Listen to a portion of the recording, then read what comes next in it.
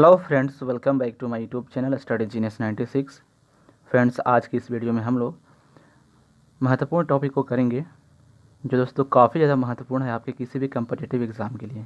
ठीक है, और आज का जो टॉपिक है ये है राष्ट्रपति। ठीक है, यानी कि प्रेसिडेंट।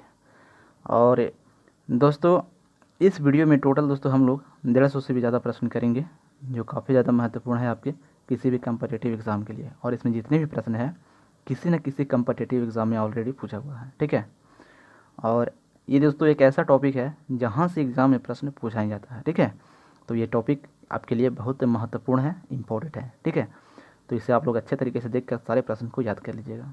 आपको दोस्तों इसी वीडियो से कई सारे प्रश्न एग्जाम में देखने के लिए मिल जाएगा। ठीक है, तो चलिए शुरू करते हैं आज का पहला प्रश्न को। और दोस्तों आप लोग पहले खुद से प्रयास करिएगा प्रश्न का उत्तर देने के लिए। ठीक है, ताकि आपका भी टेस्ट हो सके। और इसमें वो भी प्रश्न शामिल किए हैं जो दोस्तों 2020 में पूछा गया है। ठीक है, तो चलिए शुरू करते हैं आज का पहला प्रश्न को देखते हैं। तो पहला प्रश्न बोल रहा है, भारत के राष्ट्रपति की तुलना निम्नलिखित में से किससे करना सर्वाधिक उचित है। आप लोग सुनते चलिएगा और याद करते चलिएगा। ठीक है, तो इस प्रश्न का राइट आंसर होगा ऑप्शन सी, यानी कि ब्रिटेन के सम्राट से। ठीक है, भारत के जो राष्ट्रपति हैं इनकी तुलना ब्रिटेन के सम्राट से की जाती है। ठीक है, अगला प्रश्न करेंगे, भारत में कार्यपालिका का अध्यक्ष होता है यानी कि कौन होता है। तो ये होता है राष्ट्रपति। ठीक है, यानी कि प्रेसिडेंट। ऑप्शन ए इस प्रश्न का राइट आंसर होगा। और ये प्रश्न देखिए बीपीएससी 2001 में पूछा गया है। अगला प्रश्न करेंगे, संघ की कार्यपालिका शक्ति निहित है। तो ये निहित है राष्ट्रपति में। ठीक है, ऑप्शन बी इस प्रश्न का राइट आंसर होगा। और ये प्रश्न देखिए यूपी पीसीएस 2015 में पूछा गया है। अगला प्रश्न करेंगे फोर में है, भारत का राष्ट्रपति। तो इस प्रश्न का राइट आंसर होगा ऑप्शन ए, राज्य का प्रधान है। ठीक है, भारत के जो राष्ट्रपति होते हैं वो राज्य के प्रधान होते हैं। तो ऑप्शन ए इस प्रश्न का राइट आंसर। अगला प्रश्न करेंगे, भारतीय संविधान के अनुसार देश का प्रथम नागरिक कौन होता है। तो ये होता है राष्ट्रपति। ठीक है, ऑप्शन ए इस प्रश्न का राइट आंसर होगा। और ये प्रश्न देखिए रेलवे 2006 में पूछा गया है। अगला प्रश्न करेंगे, भारतीय संविधान के अनुसार संघ की कार्यपालिका शक्तियाँ किस में निहित होती है। तो ये निहित होती है राष्ट्रपति में। ठीक है, नेक्स्ट प्रश्न करेंगे सेवन में है, भारतीय संविधान के अनुसार देश की तीनों सेनाओं का सुप्रीम कमांडर कौन होता है। तो ये होता है राष्ट्रपति। सारे प्रश्न इंपॉर्टेंट है, सारे किसी न किसी कंपटीटिव एग्जाम में ऑलरेडी पूछा हुआ है। ठीक है, तो इंपॉर्टेंट है। तो इस प्रश्न का राइट आंसर होगा ऑप्शन ए। अगला प्रश्न करेंगे, भारत का राष्ट्रपति होता है। तो ये होते हैं राज्य का संवैधानिक अध्यक्ष, यानी कि ऑप्शन बी इस प्रश्न का राइट आंसर होगा। अगला प्रश्न करेंगे, भारतीय सशस्त्र सेनाओं का सर्वोच्च कमांडर कौन होता है। और ये प्रश्न जो है ये पूछा गया एनटीपीसी 2021 में। ठीक है, तो इस प्रश्न का राइट आंसर होगा ऑप्शन ए, यानी कि राष्ट्रपति। और ये प्रश्न देखिए CAPF 2015 में पूछा गया है। अगला प्रश्न करेंगे 10 में है, भारत के राष्ट्रपति के लिए आवश्यक योग्यता नहीं है। तो इस प्रश्न का राइट आंसर होगा ऑप्शन डी, वह संसद के किसी सदन का सदस्य हो। ठीक है, ये योग्यता नहीं है। ठीक है, अगला प्रश्न करेंगे 11, भारत के राष्ट्रपति निर्वाचित होने के पात्र बनने के लिए किसी व्यक्ति की आयु पूर्ण होनी चाहिए। तो ये होनी चाहिए 35 वर्ष की। इम्पॉर्टेंट है और एनटीपीसी में पूछा गया है 2021 में। और ये प्रश्न देखिए रिपीट हुआ है 2005 में और 2011 में। अगला प्रश्न करेंगे, राष्ट्रपति पद के उम्मीदवार के लिए अधिकतम आयु कितनी होनी चाहिए। तो इसका जो राइट आंसर होगा ये ऑप्शन डी होगा, यानी कि कोई आयु सीमा नहीं है। ठीक है, तो 12 का राइट आंसर होगा ऑप्शन डी। अगला प्रश्न करेंगे, एक व्यक्ति राष्ट्रपति पद के लिए अधिकतम कितनी बार निर्वाचित हो सकता है। तो इस प्रश्न का राइट आंसर होगा ऑप्शन डी, कोई सीमा नहीं है। ठीक है, अगला प्रश्न करेंगे 14, अगर आप बढ़िया काम करिएगा तो आपको कोई हटा नहीं सकता है कि नहीं। तो अगला प्रश्न है 14 में, राष्ट्रपति का निर्वाचन किस प्रकार से होता है। तो इस प्रश्न का राइट आंसर होगा ऑप्शन बी, अप्रत्यक्ष रूप से। अगला प्रश्न करेंगे, राष्ट्रपति पद के निर्वाचन हेतु कौन सी पद्धति अपनाई जाती है।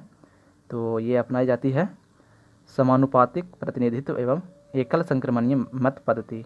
ऑप्शन डी इस प्रश्न का राइट आंसर होगा। अगला प्रश्न करेंगे, राष्ट्रपति पद के चुनाव संबंधित विवाद को किसे निर्देशित किया जाता है।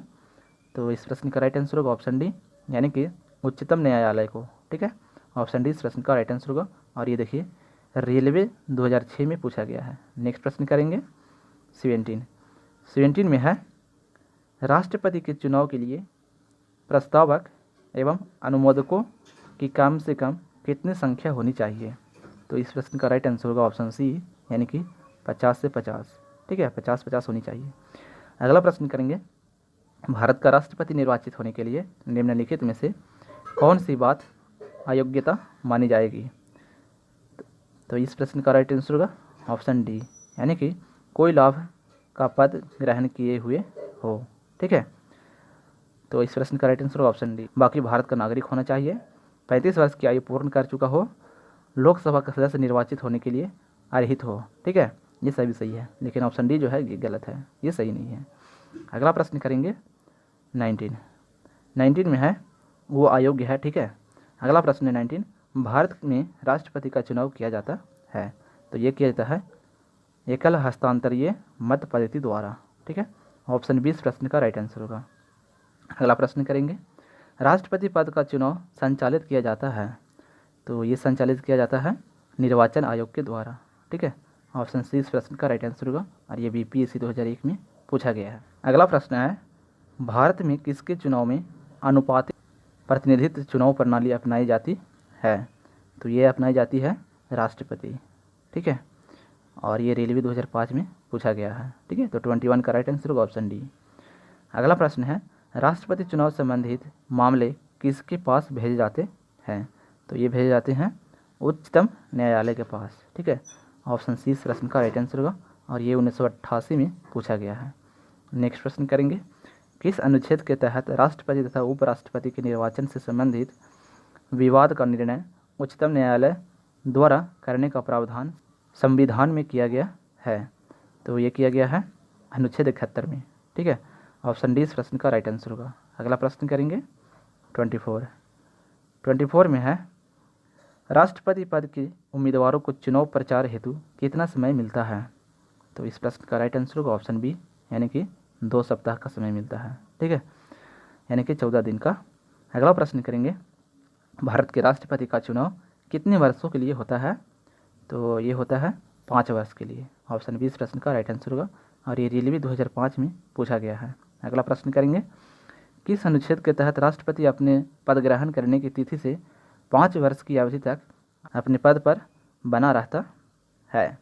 तो इस प्रश्न का राइट आंसर होगा ऑप्शन बी, यानी कि अनुच्छेद 56 के अंतर्गत। ठीक है, अगला प्रश्न करेंगे 27 में है राष्ट्रपति के चुनाव के लिए निर्वाचक मंडल में होते हैं। तो इस प्रश्न का राइट आंसर होगा ऑप्शन बी, यानी कि संसद के दोनों सदनों तथा विधानसभाओं के निर्वाचित सदस्य। और ये देखिए एसएससी 2013 में पूछा गया है। अगला प्रश्न करेंगे, अगला प्रश्न है 28, भारत के राष्ट्रपति के निर्वाचन के बारे में निम्नलिखित में से कौन सा कथन सही नहीं है। तो इस प्रश्न का राइट आंसर होगा ऑप्शन डी, यानी कि राष्ट्रपति के निर्वाचन के संबंध में यदि कोई विवाद हो तो वह सर्वोच्च न्यायालय के क्षेत्राधिकार में नहीं आता है। ठीक है, तो ऑप्शन डी इस प्रश्न का राइट आंसर होगा, जो सही नहीं है।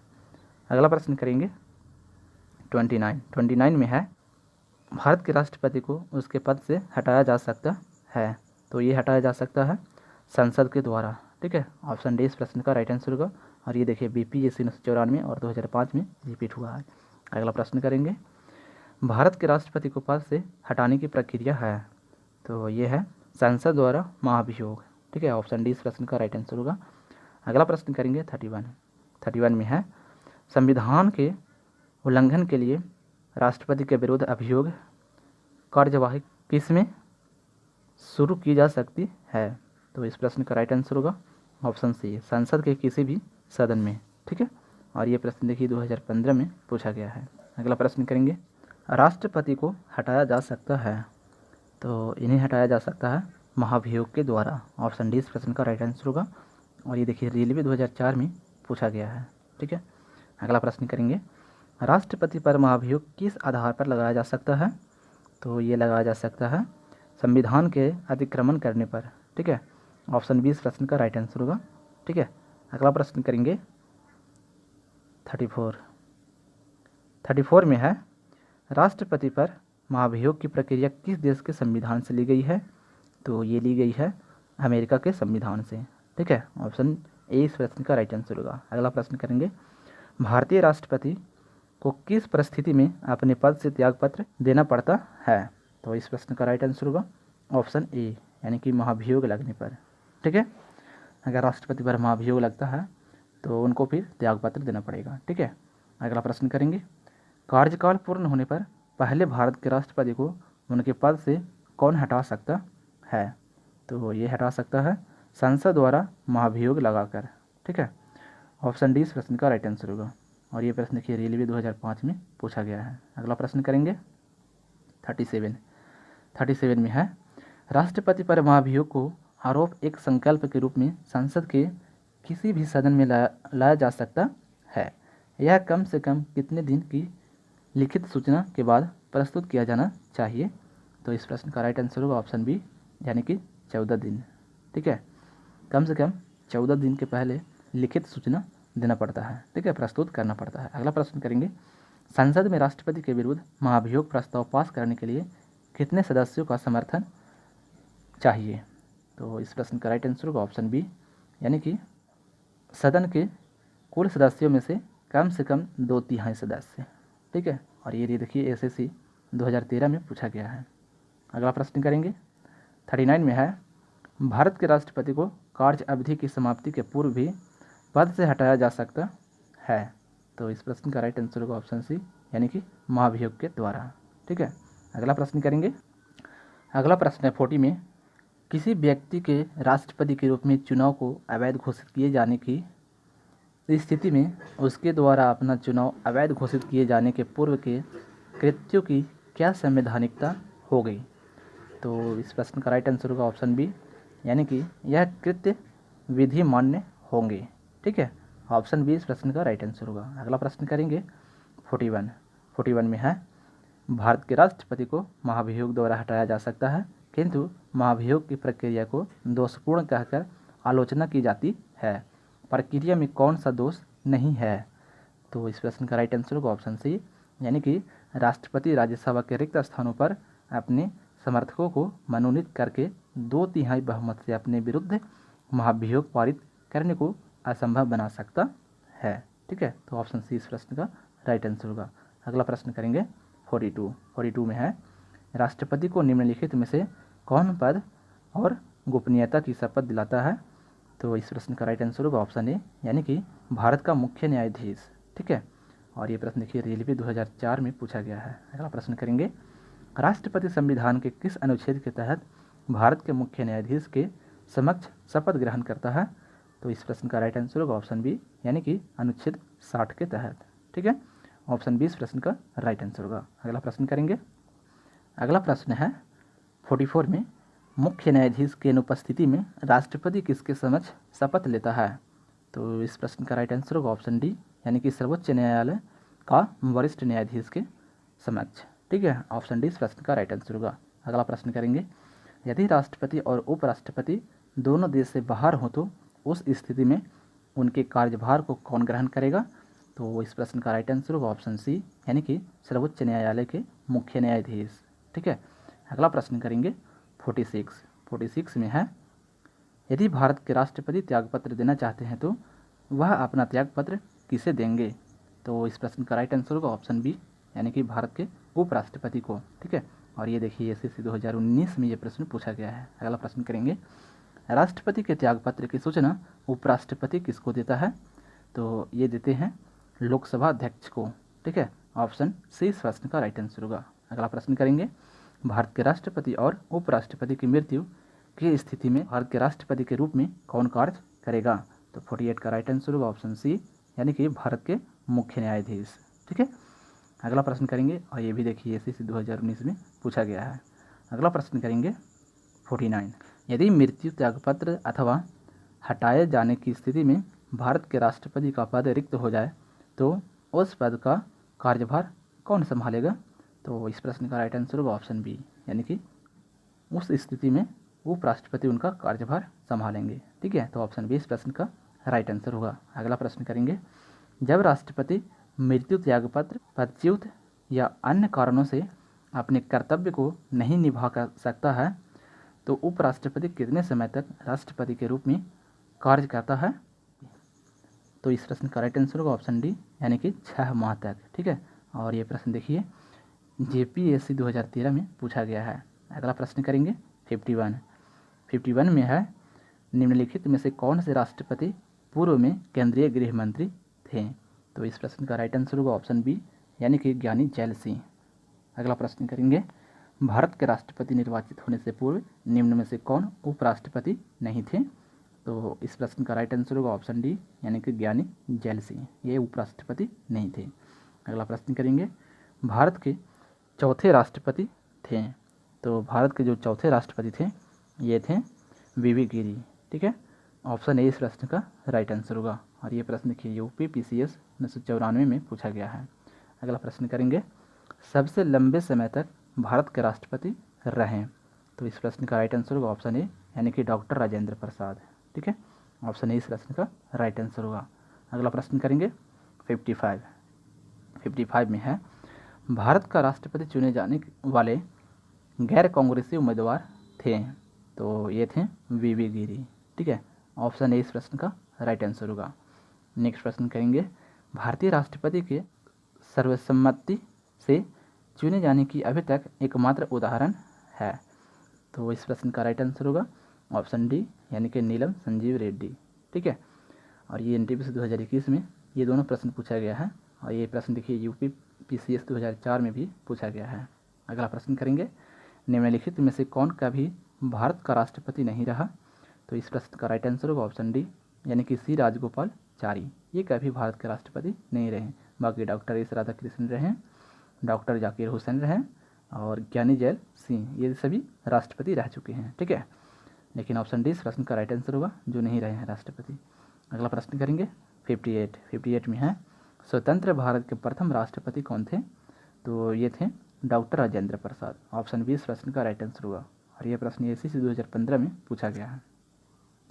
नेक्स्ट प्रश्न करेंगे 59 में है, निम्नलिखित में से कौन लगातार 2 बार राष्ट्रपति रहे थे? तो ये रहे थे doctor Rajendra Prasad. Option A इस प्रश्न का राइट आंसर होगा। और ये BPSC 2004 में पूछा गया है। अगला प्रश्न करेंगे, भारतीय संविधान का कौन सा अनुच्छेद राष्ट्रपति के पद के लिए पुनः निर्वाचन की योग्यताएं निर्धारित करता है? तो ये करता है अनुच्छेद 57। ऑप्शन डी इस प्रश्न का राइट आंसर होगा। और ये प्रश्न देखिए 2012 में पूछा गया है। अगला प्रश्न करेंगे, जनता पार्टी के शासन के दौरान भारत के राष्ट्रपति थे? तो ये थे N संजीव रेड्डी।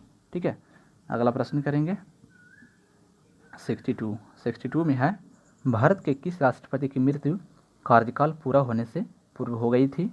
तो इस प्रश्न का राइट आंसर होगा ऑप्शन सी, यानी कि डॉक्टर जाकिर हुसैन की मृत्यु हो गई थी। ठीक है, और ये देखिए रेलवे 2005 में पूछा गया है। अगला प्रश्न करेंगे 63, भारतीय संघ के प्रतिरक्षा बलों का सर्वोच्च समादेश निम्नलिखित में से किसमें निहित होता है? तो इस प्रश्न का राइट आंसर होगा ऑप्शन बी, यानी कि राष्ट्रपति में। अगला प्रश्न करेंगे, निम्नलिखित में से भारत का राष्ट्रपति किसकी नियुक्ति नहीं करता है? तो इस प्रश्न का राइट आंसर होगा ऑप्शन ए, यानी कि उपराष्ट्रपति की नियुक्ति नहीं करते हैं। और ये प्रश्न 1997 में पूछा गया है। अगला प्रश्न करेंगे 65 में है, निम्नलिखित में से किसकी नियुक्ति भारत का राष्ट्रपति करता है? तो ये करते हैं उपरोक्त सभी का। ठीक है, ऑप्शन डी इस प्रश्न का राइट आंसर होगा, यानी कि भारत का महान्यायवादी का, एक राज्य का राज्यपाल का और नियंत्रक एवं महालेखा परीक्षक का। ठीक है, तो ऑप्शन डी इस प्रश्न का राइट आंसर होगा। और ये प्रश्न देखिए 2002 में पूछा गया है। अगला प्रश्न करेंगे, केंद्रीय मंत्रिमंडल के मंत्रियों की नियुक्ति कौन करता है? तो इस प्रश्न का राइट आंसर होगा ऑप्शन सी, यानी कि प्रधानमंत्री की सलाह पर राष्ट्रपति करते हैं। ठीक है, अगला प्रश्न करेंगे, निम्नलिखित में से किसकी नियुक्ति भारत के राष्ट्रपति द्वारा नहीं होती है? तो इस प्रश्न का राइट आंसर होगा ऑप्शन ए, यानी कि लोकसभा अध्यक्ष की नियुक्ति भारत के राष्ट्रपति के द्वारा नहीं होती है। और ये देखिए रेलवे 2010 में ये प्रश्न पूछा गया है और SSC 2010 में ये प्रश्न पूछा गया है। तो ऑप्शन ए इस प्रश्न का राइट आंसर होगा। अगला प्रश्न करेंगे 68 में है, भारत के राष्ट्रपति की मर्जी तक निम्नलिखित में से कौन अपने पद पर रह सकता है? तो इस प्रश्न का राइट आंसर होगा ऑप्शन सी यानी कि राज्यपाल। ठीक है, और ये रेलवे 2005 में पूछा गया है। अगला प्रश्न करेंगे, निम्नलिखित में से किसे राष्ट्रपति नियुक्त नहीं करता है? तो इस प्रश्न का राइट आंसर होगा ऑप्शन बी यानी कि योजना आयोग को। ठीक है, योजना आयोग को राष्ट्रपति नियुक्त नहीं करते हैं। अगला प्रश्न करेंगे, वित्त बिल के लिए किसकी पूर्व स्वीकृति आवश्यक है? तो इस प्रश्न का राइट आंसर होगा ऑप्शन सी यानी कि भारत के राष्ट्रपति की स्वीकृति आवश्यक है। ठीक है, और ये प्रश्न 2004 में पूछा गया है बीपीएससी में। अगला प्रश्न करेंगे 71 में है, किसी भी अभियुक्त की फांसी की सज़ा को बदलने या कम करने का अधिकार किसे दिया गया है? तो ये जो अधिकार है ये दिया गया है राष्ट्रपति को। ठीक है, राष्ट्रपति चाहेंगे तो उसे बचा भी सकते हैं, नहीं तो मार भी सकते हैं। ठीक है, तो ऑप्शन इस प्रश्न का राइट आंसर होगा। अगला प्रश्न करेंगे, राष्ट्रपति द्वारा लोकसभा और राज्यसभा में मनोनीत सदस्यों की कुल संख्या कितनी होती है? तो इस प्रश्न का राइट आंसर होगा ऑप्शन ए यानी कि 14। ठीक है, और ये देखिए एसएससी 2013 और 2019 में रिपीट हुआ है। अगला प्रश्न करेंगे, भारत के राष्ट्रपति को यह अधिकार प्राप्त नहीं है कि वह, तो 73 का राइट आंसर होगा ऑप्शन बी यानी कि न्यायालय के न्यायाधीश को हटाएं। ठीक है, ऑप्शन बी इस प्रश्न का राइट आंसर होगा। और ये प्रश्न देखिए बीपीएससी 1996 में पूछा गया है। अगला प्रश्न करेंगे 74 में है, किसी विधि के प्रश्न पर सर्वोच्च न्यायालय से परामर्श लेने का अधिकार किसको है? तो इस प्रश्न का राइट आंसर होगा ऑप्शन बी यानी कि राष्ट्रपति को है। ठीक है, अगला प्रश्न करेंगे, भारतीय संविधान का कौन सा अनुच्छेद राष्ट्रपति को उच्चतम न्यायालय से परामर्श करने की शक्ति प्रदान करता है? तो इस प्रश्न का राइट आंसर होगा ऑप्शन सी यानी कि अनुच्छेद 143। और ये प्रश्न देखिए 2013 में पूछा गया है। अगला प्रश्न करेंगे, अगला प्रश्न है, संसद के सदनों को बुलाने की शक्ति किसके पास है? तो इस प्रश्न का राइट आंसर होगा ऑप्शन ए यानी कि राष्ट्रपति के पास है। ठीक है, और ये 2019 में पूछा गया है एसएससी में।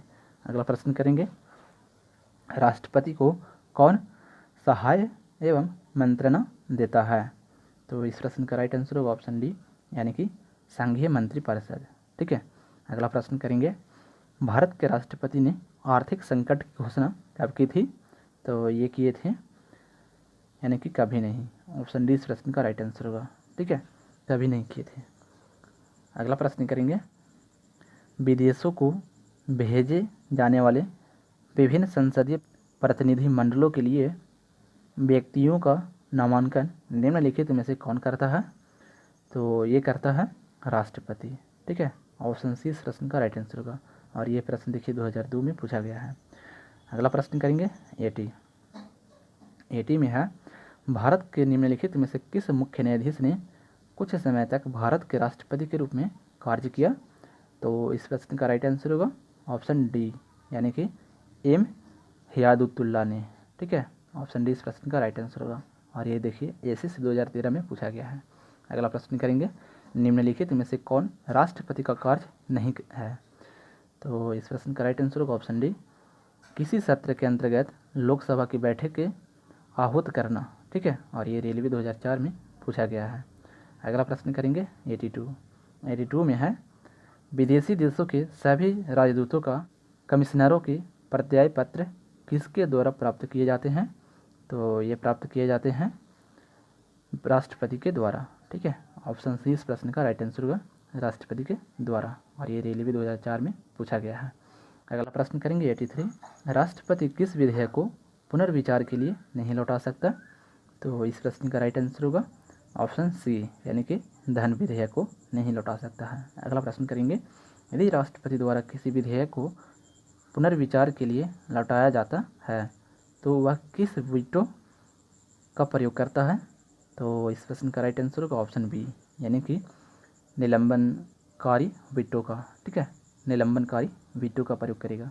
अगला प्रश्न करेंगे 85 में है, राष्ट्रपति निम्न में से किस सूची के विषय पर अध्यादेश जारी कर सकता है? तो इस प्रश्न का राइट आंसर होगा ऑप्शन डी यानी कि संघ व समवर्ती सूची के विषय पर। अगला प्रश्न करेंगे, राष्ट्रपति किस सूची के विषयों पर अध्यादेश जारी नहीं कर सकता है?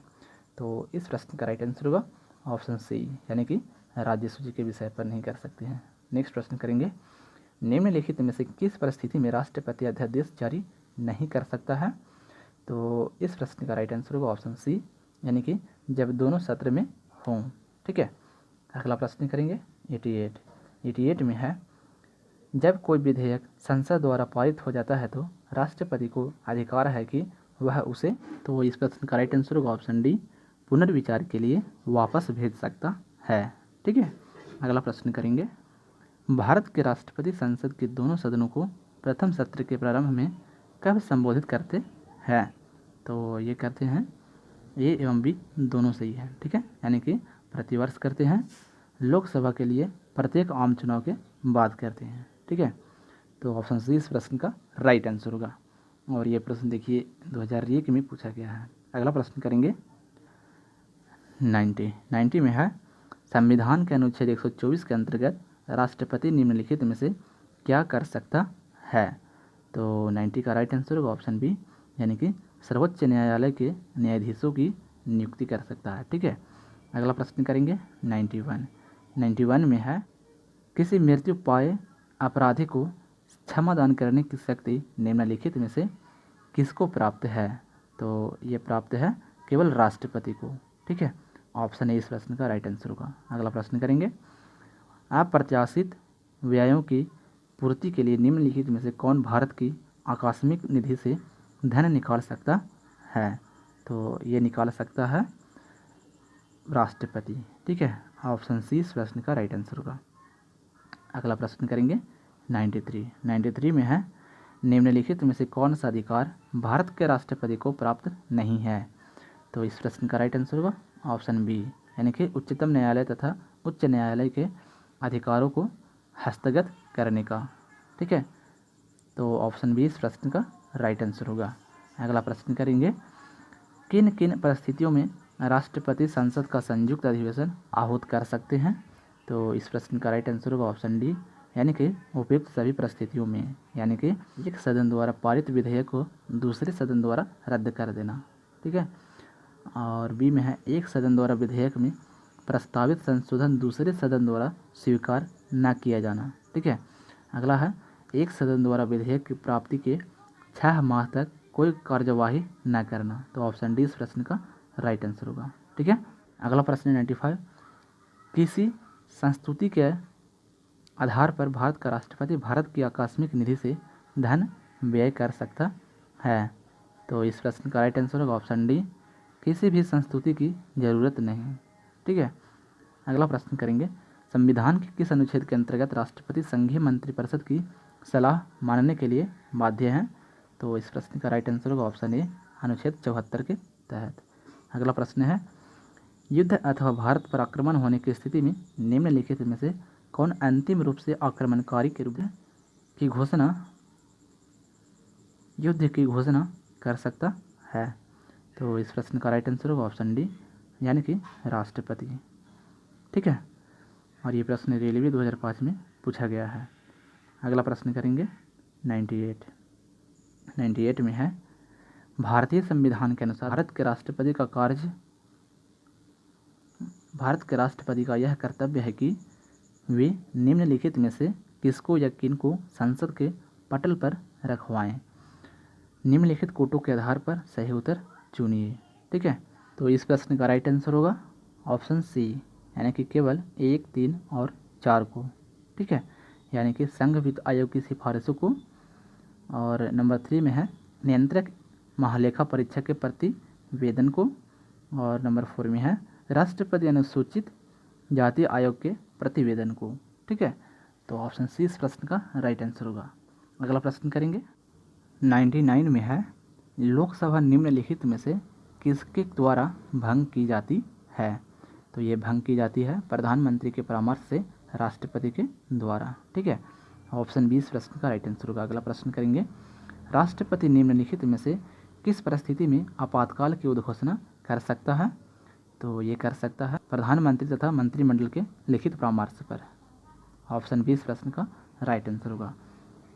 नेक्स्ट प्रश्न करेंगे 101, इसमें बोल रहा है कि भारतीय संविधान के अनुच्छेद 123 के तहत अध्यादेशों को जारी करने की शक्ति निम्नलिखित में से किसके पास है? तो ये जो शक्ति है ये है राष्ट्रपति के पास। ठीक है, ऑप्शन सी इस प्रश्न का राइट आंसर होगा और ये 2019 में पूछा गया है एसएससी में। अगला प्रश्न करेंगे, राष्ट्रपति किस स्थिति में अध्यादेश जारी कर सकता है? तो ये कर सकता है सदन के अधिवेशन न रहने की स्थिति में। ऑप्शन सी इस प्रश्न का राइट आंसर होगा। नेक्स्ट प्रश्न करेंगे, राष्ट्रपति द्वारा जारी एक अध्यादेश संसद के सत्र शुरू होने के बाद कितने समय तक रखा जाना आवश्यक है? तो ये है 6 सप्ताह तक। ठीक है, ऑप्शन बी इस प्रश्न का राइट आंसर होगा और ये प्रश्न देखिए जेपीएससी 2013 में पूछा गया है। अगला प्रश्न है 104, राष्ट्रपति अपनी क्षमदान शक्ति का प्रयोग निम्न में से किस प्रकार के दंड के मामले में कर सकता है? तो इस प्रश्न का राइट आंसर होगा ऑप्शन डी उपयुक्त सभी के मामले में, यानी कि मृत्युदंड, सैनिक अदालत द्वारा किए गए दंड, ऐसे मामलों में दिए गए दंड पर जो संघीय कार्यपालिका के क्षेत्राधिकार के अंतर्गत आते हैं। ठीक है, तो ऑप्शन डी इस प्रश्न का राइट आंसर होगा। अगला प्रश्न करेंगे, भारत के राष्ट्रपति के पास कौन सी वीटो शक्ति होती है? तो इस प्रश्न का राइट आंसर होगा ऑप्शन डी, यानी कि उपरोक्त सभी, यानी कि पूर्ण निषेध शक्ति होती है, निलंबन निषेध शक्ति होती है और पॉकेट निषेध शक्ति होती है। ठीक है, तो ऑप्शन डी इस प्रश्न का राइट आंसर होगा।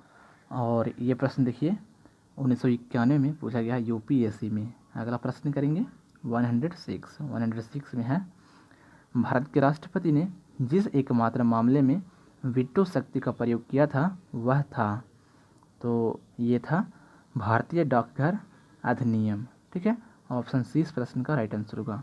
अगला प्रश्न करेंगे, राष्ट्रपति को लोकसभा में किन 2 सदस्यों को मनोनीत करने का अधिकार है? तो ये है एंग्लो इंडियन को। ठीक है, ऑप्शन बी इस प्रश्न का राइट आंसर होगा और ये प्रश्न यूपीएससी 1985 और 1988 में पूछा गया है। अगला प्रश्न करेंगे 108, राष्ट्रपति और उपराष्ट्रपति की अनुपस्थिति में कौन कार्यभार ग्रहण करेगा? तो ये करेगा सर्वोच्च न्यायालय का मुख्य न्यायाधीश। ऑप्शन ए इस प्रश्न का राइट आंसर होगा। अगला प्रश्न करेंगे, लोकसभा द्वारा पारित विधेयक यदि राष्ट्रपति लोकसभा को पुनर्विचार के लिए लौटाता है और लोकसभा उसे पूर्वतः पास करके राष्ट्रपति के पास भेज देती है तो राष्ट्रपति विधेयक को, तो इस प्रश्न का राइट आंसर होगा ऑप्शन सी अनुमति देगा। ठीक है, अगला प्रश्न करेंगे 110 में बोल रहा है, अध्यादेश जारी करने का अधिकार राष्ट्रपति का कौन सा अधिकार है? तो ये जो अधिकार है ये है विधायी अधिकार। ठीक है, ऑप्शन ए इस प्रश्न का राइट आंसर होगा। अगला प्रश्न करेंगे, निम्नलिखित में से किसके नियुक्ति राष्ट्रपति द्वारा की जाती है? तो ये की जाती है और यहाँ पे लिखा हुआ है नीचे दिए गए कोटों से सही उत्तर का चयन कीजिए। तो इस प्रश्न का राइट आंसर होगा ऑप्शन सी केवल 1 और 3 की। ठीक है, यानी कि वित्त आयोग का अध्यक्ष की नियुक्ति की जाती है राष्ट्रपति के द्वारा और संघ राज्य क्षेत्र का मुख्यमंत्री की नियुक्ति की जाती है। ठीक है, तो ऑप्शन सी इस प्रश्न का राइट आंसर होगा। अगला प्रश्न करेंगे, निम्नलिखित में से कौन सा राष्ट्रपति के निर्वाचन का भाग है परंतु उसके महाभियोग अधिकरण का भाग नहीं है? ठीक है, तो इस प्रश्न का राइट आंसर होगा ऑप्शन सी, यानी कि राज्यों की विधानसभाएं। ऑप्शन सी इस प्रश्न का राइट आंसर होगा। अगला प्रश्न करेंगे, राष्ट्रपति के उम्मीदवार के लिए क्या आवश्यक नहीं है? तो इस प्रश्न का राइट आंसर होगा ऑप्शन बी, यानी कि पढ़ा लिखा हो। ठीक है, ये आवश्यक नहीं है। अगला प्रश्न करेंगे, राष्ट्रपति के निर्वाचन में राज्य का मुख्यमंत्री मतदान के लिए पात्र नहीं होता है यदि? तो इस प्रश्न का राइट आंसर होगा ऑप्शन सी, यानी कि वह राज्य विधानमंडल में उच्च सदन का सदस्य हो। ठीक है, अगला प्रश्न करेंगे।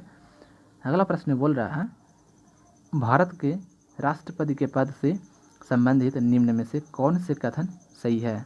नीचे दिए गए कूट का प्रयोग कर सही उत्तर चुनिए। तो इस प्रश्न का राइट आंसर होगा ऑप्शन बी, यानी कि 2 और 4 वाला जो है सही है, यानी कि राष्ट्रपति अध्यादेश प्रख्यापित तब भी कर सकता है जब संसद सत्र में हो। सही है, और राष्ट्रीय को आंग्ल भारतीय समुदाय से 2 सदस्य लोकसभा में नाम निर्देशित करने की शक्ति है। ठीक है, यानी कि नंबर 2 और नंबर 4 दोनों सही है। ठीक है, तो इस प्रश्न का राइट आंसर होगा ऑप्शन बी।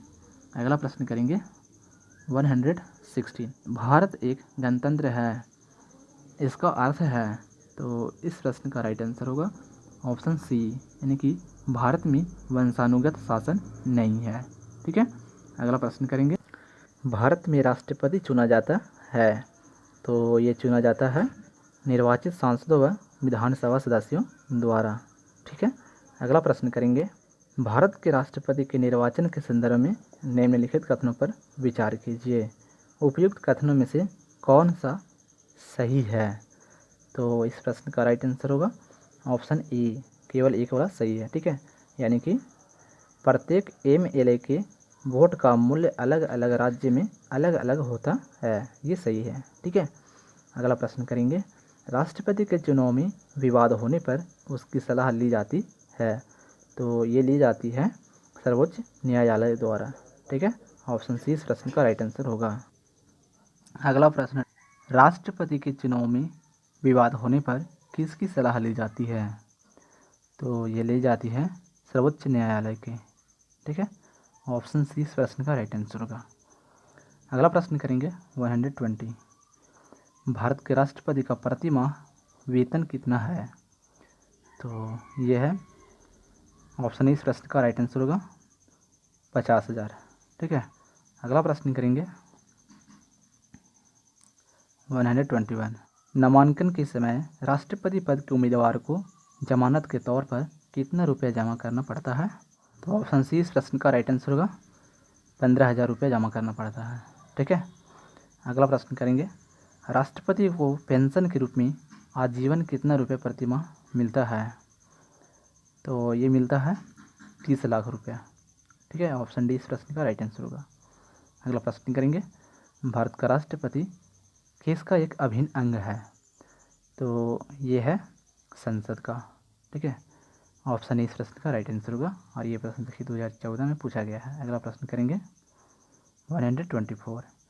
इसमें बोल रहा है एक विधेयक जो संसद में प्रस्तुत किया जाता है कौन सी क्रिया के बाद अधिनियम बन जाता है? तो ये बन जाता है जब राष्ट्रपति अपनी सहमति दे देता है तब। ठीक है, ऑप्शन बी इस प्रश्न का राइट आंसर होगा।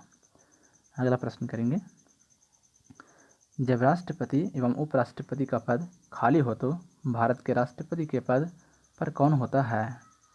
तो ये होता है भारत का मुख्य न्यायाधीश। ऑप्शन बी इस प्रश्न का राइट आंसर होगा। अगला प्रश्न करेंगे भारत के निम्नलिखित राष्ट्रपतियों में से कौन एक कुछ समय के लिए गुटनिरपेक्ष आंदोलन के महासचिव भी थे? तो ये थे ज्ञानी जैल सिंह। ऑप्शन सी इस प्रश्न का राइट आंसर होगा। अगला प्रश्न करेंगे 127 बोल रहा है भारत के प्रथम मुस्लिम राष्ट्रपति कौन थे? तो ये थे doctor Zakir Hussain. Option B इस प्रश्न का राइट आंसर होगा। नेक्स्ट प्रश्न करेंगे भारत के राष्ट्रपति का निर्वाचन एक निर्वाचक मंडल द्वारा किया जाता है। यह निर्वाचक मंडल निम्नलिखित में से किनके निर्वाचित सदस्यों से मिलकर बना होता है? नीचे दिए गए कोड का प्रयोग कर सही उत्तर चुनिए। तो इस प्रश्न का राइट आंसर होगा ऑप्शन सी, यानी कि 1, 2 और 4, यानी कि संसद के दोनों सदनों से, राज्यों की विधानसभा से और दिल्ली तथा पुदुचेरी की विधानसभा से। तो ऑप्शन सी इस प्रश्न का राइट आंसर होगा। अगला प्रश्न है लाभ के पद का निर्णय कौन करेगा? तो इस प्रश्न का राइट आंसर होगा ऑप्शन बी, यानी कि संघीय संसद। अगला प्रश्न करेंगे निम्नलिखित में से किसी भौगोलिक क्षेत्र को अनुसूचित क्षेत्र घोषित करने का संवैधानिक अधिकार किसको है? तो ये जो अधिकार है ये है राष्ट्रपति को। ऑप्शन डी इस प्रश्न का राइट आंसर होगा। अगला प्रश्न करेंगे भारतीय संविधान के 17वें संशोधन द्वारा भारत के राष्ट्रपति के चुनाव में जिन 2 केंद्र शासित प्रदेशों को भाग लेने का अधिकार दिया गया है वे हैं? तो इस प्रश्न का राइट आंसर होगा ऑप्शन बी, दिल्ली तथा पुदुचेरी। ठीक है, अगला प्रश्न करेंगे 32 में है भारतीय गणतंत्र का वह कौन सा राष्ट्रपति था जो सदा भारतीय धर्मनिरपेक्षता को सर्वधर्म समभाव कहता रहा? तो इस प्रश्न का राइट आंसर होगा ऑप्शन ए, यानी कि डॉक्टर एस राधाकृष्णन। अगला प्रश्न है भारत सरकार का संवैधानिक अध्यक्ष कौन है? तो ये है राष्ट्रपति। ऑप्शन ए इस प्रश्न का राइट आंसर होगा। अगला प्रश्न करेंगे। अगला प्रश्न है भारत के पहले राष्ट्रपति के रूप में डॉक्टर राजेंद्र प्रसाद का चुनाव किया गया था। तो इस प्रश्न का राइट आंसर होगा ऑप्शन सी, यानी कि संविधान सभा के द्वारा। नेक्स्ट प्रश्न करेंगे। यदि भारतीय उपराष्ट्रपति अपना पद त्याग करने का निर्णय लेते हैं तो वे अपना त्याग पत्र किसे संबोधित करके लिखेंगे? तो ये लिखेंगे राष्ट्रपति को संबोधित करके। ऑप्शन डी इस प्रश्न का राइट आंसर होगा। ठीक है। अगला प्रश्न करेंगे 136। भारत के प्रथम राष्ट्रपति कौन थे? तो ऑप्शन बी इस प्रश्न का राइट आंसर होगा। अगला प्रश्न करेंगे। भारत का राष्ट्रपति आनुपातिक प्रतिनिधित्व प्रति के अनुसार एकल संक्रमणीय मत द्वारा निर्वाचित होता है। इसका निहितार्थ है कि, तो इस प्रश्न का राइट आंसर होगा ऑप्शन ए, निर्वाचित संसद सदस्यों और राज्य के विधानसभा सदस्यों के मतों की संख्या भिन्न भिन्न होती है। ठीक है। अगला प्रश्न करेंगे 138। इसमें बोल रहा है भारत के राष्ट्रपति पर महाभियोग लगाने का अधिकार है। तो ये है संसद के दोनों सदनों को। ऑप्शन सी राइट आंसर होगा। नेक्स्ट प्रश्न करेंगे। भारत में राष्ट्रपति राज्यसभा के कितने सदस्यों को मनोनीत कर सकता है? तो ये कर सकता है कुल 12 सदस्यों को। अगला प्रश्न करेंगे।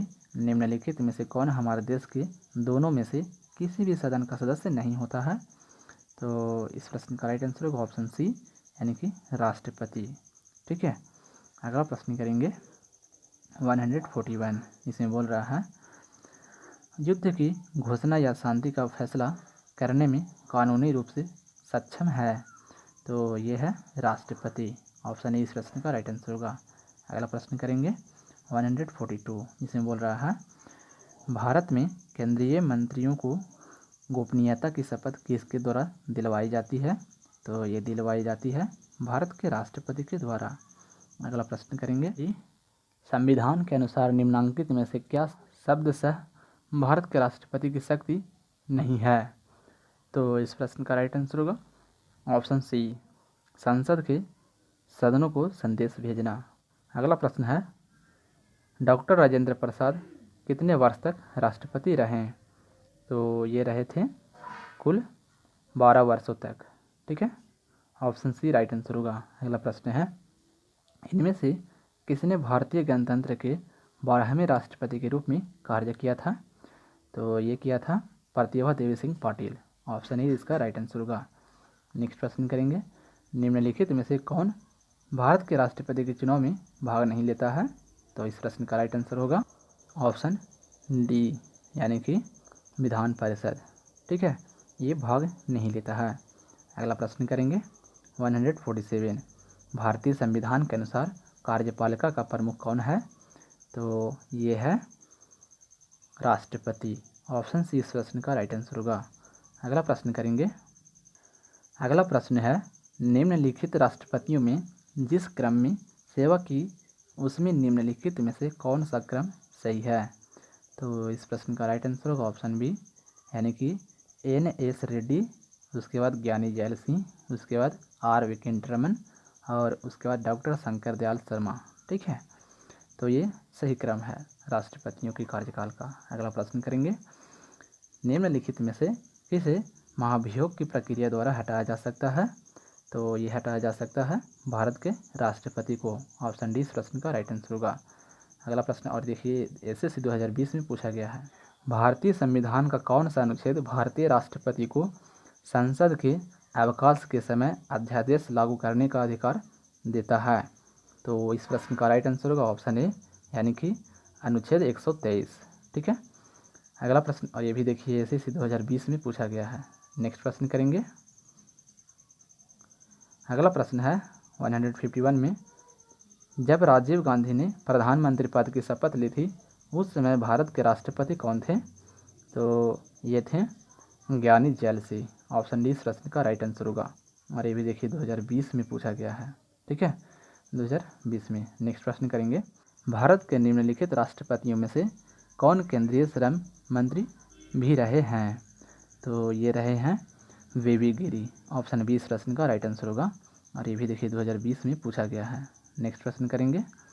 अगला प्रश्न है 153 और आज का ये लास्ट प्रश्न है। तो इसमें बोल रहा है राष्ट्रपति के पद की अवधि से संबंधित निम्नलिखित में से कौन सा कथन सही नहीं है। तो इस प्रश्न का राइट आंसर होगा ऑप्शन सी, यानी कि राष्ट्रपति अपने पद की अवधि समाप्त होने के पूर्व लोकसभा अध्यक्ष को लिखित त्यागपत्र दे सकता है। ये सही नहीं है, बाकी सभी सही है। राष्ट्रपति के पद की अवधि 5 वर्ष की होती है, सही है। राष्ट्रपति को महाभियोग द्वारा पद से हटाया जा सकता है, ये भी सही है। और ऑप्शन डी में है राष्ट्रपति अपने पद की अवधि समाप्त हो जाने पर भी तब तक पद धारण करता रहेगा जब तक उसका उत्तराधिकारी पद ग्रहण नहीं कर लेता है। ठीक है, और ये भी देखिए एनडीए 2020 में पूछा गया है।